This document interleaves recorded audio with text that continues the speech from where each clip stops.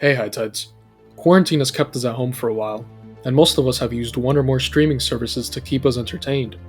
But have you ever wondered, how do they make money? Well, before we talk about profit, we have to establish how streaming services get their show and movie libraries. Netflix, for example, buys the license to the show or movie they want to stream from the creator, and that license has a time limit. So they have to either remove the show or renew the license when it expires. This is why you remember there being shows on Netflix. Then when you check, they're gone.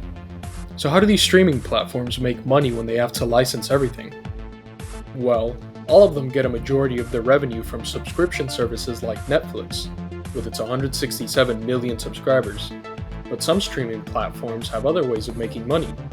Hulu, for example, makes their money from advertisements and subscriptions. They have two plans, one with ads that is cheaper, and one without ads, which is more expensive. Sources say that around 70% of Hulu subscribers are on an ad-supported plan, meaning a good chunk of their income comes from ads.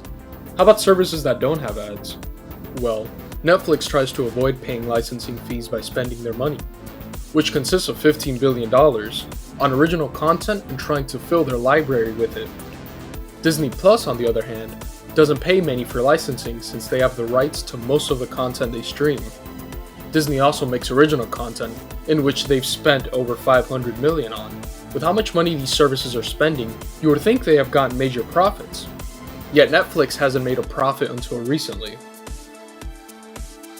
Hope you found something interesting about your favorite streaming service, and a great rest of your day, High Tides.